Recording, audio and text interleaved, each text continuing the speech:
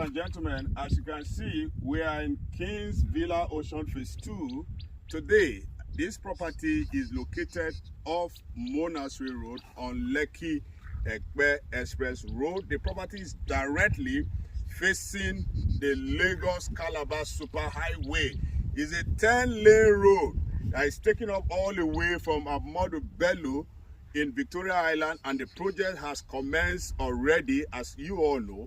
In case you are interested in using this opportunity to get the property that is facing the coastal road directly, which is a commercial plot, kindly reach out to us, and we'll give you necessary information and details as regard to that. Thank you.